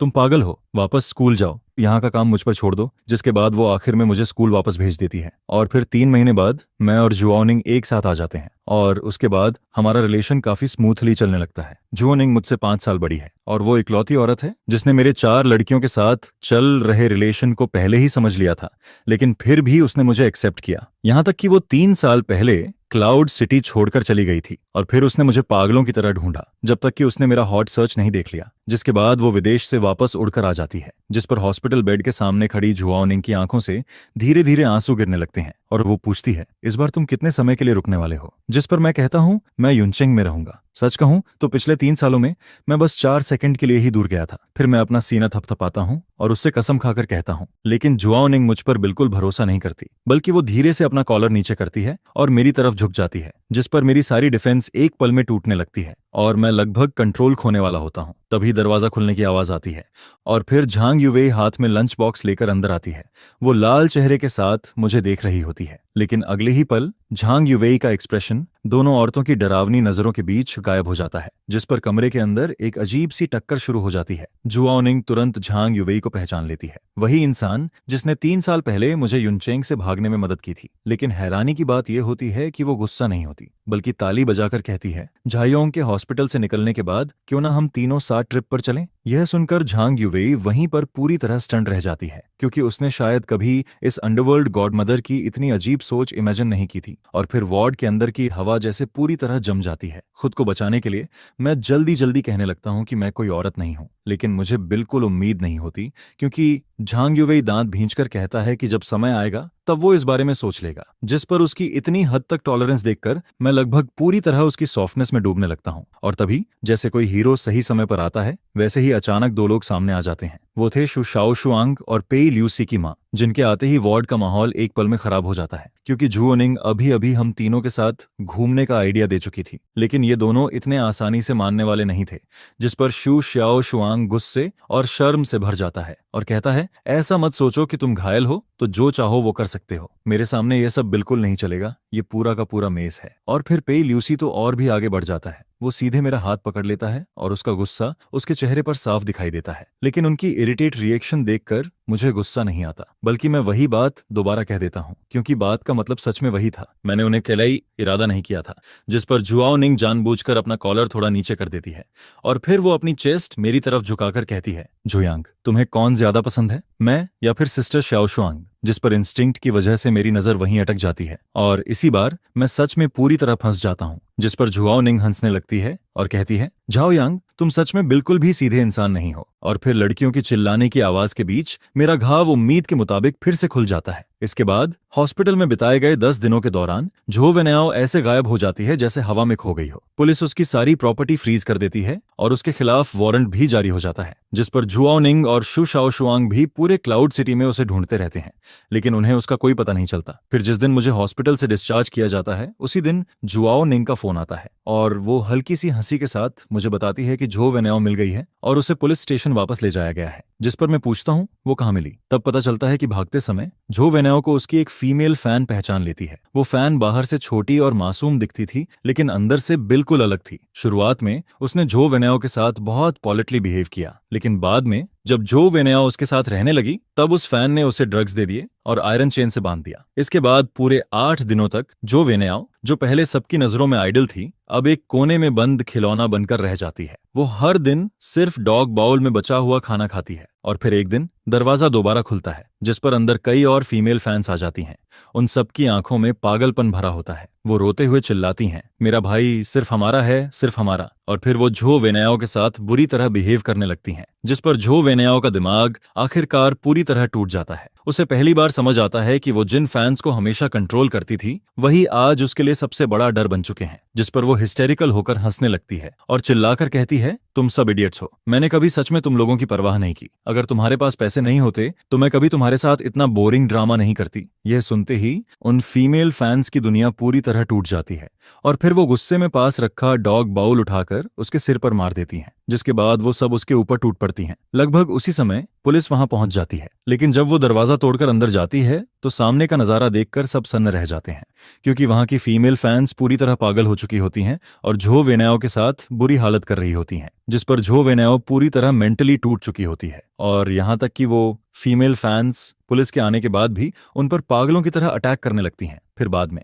इन्वेस्टिगेशन के दौरान मुझसे पूछा जाता है कि क्या मैं झो वेनाओ से नफरत करता हूं, जिस पर मैं शांति से जवाब देता हूं, मैं उससे या उसके फैंस से नफरत नहीं करता। वो दोनों बस बहुत बीमार लोग हैं जिनकी सोच और वैल्यूज पूरी तरह खराब हो चुकी हैं। जिस पर मॉनिटर में दिखाई दे रही झो वेनाओ का चेहरा बिल्कुल खाली होता है और पुलिस कहती है कि उसकी मेंटल कंडीशन अब खराब हो चुकी है। लेकिन मैं जानता हूं अब वो अपनी पूरी जिंदगी इसी डर में जिएगी कि कोई पागल फैन फिर से उसके सामने आ जाएगा और यही उसके लिए सबसे बड़ी सजा है। इसके बाद उसी दिन झुओ निंग मुझे 3 साल पहले वाले पुराने शहर में वापस ले जाती है। हम दोनों सोचते हैं कि उस सानहे होटल में जाएंगे जहां हम पहली बार डेट पर गए थे, लेकिन जैसे ही हम वहां पहुंचते हैं अंदर से आवाज आने लगती है, जिस पर हमें पता चलता है कि कुछ लोकल गुंडे होटल की मालकिन से प्रोटेक्शन मनी मांग रहे हैं। यह देखकर जुआओ निंग हल्का सा हंसती है, क्योंकि यह सब उसके लिए बहुत फेमिलियर था। अंडरग्राउंड वर्ल्ड का यही तरीका था। मैं कुछ बोल पाता उससे पहले ही जुआओ निंग मुस्कुराते हुए आगे बढ़ जाती है और फिर कहती है, आजकल के यंग लोग सफाई के रूल्स तक भूल गए हैं। जिस पर सामने खड़ा गुंडा उसे डांटने ही वाला होता है, लेकिन जैसे ही वो जुआओ निंग का चेहरा देखता है उसके हाथ से स्टील पाइप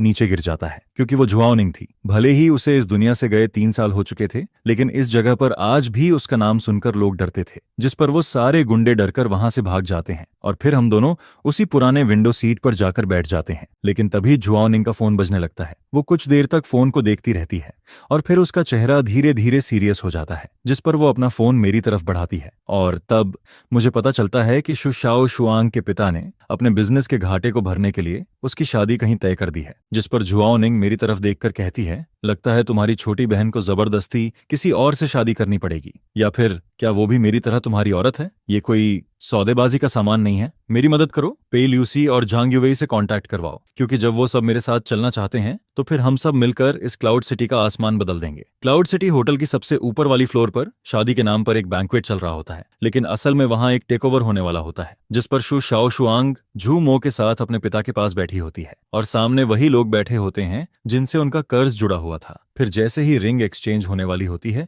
बैंक्वेट हॉल का दरवाजा जोर से खुल जाता है, जिस पर मैं 3 साल की दूरी और 20 दिनों की तैयारी के बाद बिल्कुल शांत चेहरे के साथ अंदर चला आता हूँ। और मेरे पीछे कोई आर्मी नहीं होती, बल्कि क्लाउड सिटी की सबसे खतरनाक और सबसे अमेजिंग 3 औरतें खड़ी होती हैं, जिस पर जुआओ निंग अपने ब्लैक सूट पहने आदमियों के साथ हॉल के सारे एग्जिट ब्लॉक कर देती है और फिर वो मुस्कुराकर कहती है, आज यहाँ कोई डील नहीं होगी, मैं इस जगह पर होने वाला हर ट्रेड रोक दूंगी। इसके बाद पेई ल्यूसी सामने खड़ा होता है। चारों तरफ मीडिया के कैमरा फ्लैश हो रहे होते हैं, लेकिन वो बिना डरे मेरा हाथ पकड़ लेता है और फिर सबके सामने अनाउंस करता है कि झो वेनेओ खत्म हो चुकी है और अब जो भी मेरे आदमी को छूने की कोशिश करेगा वो सीधे मेरे खिलाफ जाएगा, जिस पर झांग युवेई भी आगे आता है। उसके हाथ में एक इन्वेस्टमेंट कॉन्ट्रैक्ट होता है और फिर वो बिल्कुल शांति से सामने बैठे हेयाओ ग्रुप के लोगों से कहता है, तुम्हारा सारा कर्ज हमारी मीडिया कंपनी और होंगान ग्रुप मिलकर चुका देंगे। यह सुनते ही शु श्याओ शुआंग खुद को रोक नहीं पाती और सीधे भागकर मेरी बाहों में आ जाती है। इस बार किसी ने भी मुझ पर किसी का दिल चुराने का इल्जाम नहीं लगाया। और फिर देर रात जब यह सारा हंगामा खत्म हो जाता है, तब मैं वापस उस छोटे से किराए के घर में लौटता हूँ। लेकिन अब वहां हर तरफ 4 औरतों की मौजूदगी और उनकी खुशबू फैली होती है, जिस पर मैं चुपचाप अपने दिल में मान लेता हूँ कि इन चारों के साथ पूरी जिंदगी बिताने का जो माहौल है वो अब पहले जैसी टेंशन से बदलकर एक अजीब सी हार्मनी में बदल चुका है। और फिर मैं सोफा के बीच में बैठा होता हूँ और मेरे सामने वो 4 चेहरे होते हैं जिन्हें देखकर किसी का भी दिल भर जाए, जिस पर मैं अपने मन में समझ जाता हूँ कि ये अब वो 4 नाव नहीं है जो कभी भी डूब सकती थीं, बल्कि ये एक ऐसा नरम पिंजरा है जिससे मैं अब कभी निकल नहीं पाऊंगा। और सच कहूं तो अब मैं निकलना भी नहीं चाहता। क्लाउड सिटी की रात अभी भी उतनी ही खूबसूरत और डेंजरस लगती है और मेरी यह शूरा फील्ड वाली कहानी अब जाकर अपने सबसे बड़े चैप्टर में एंटर करती है।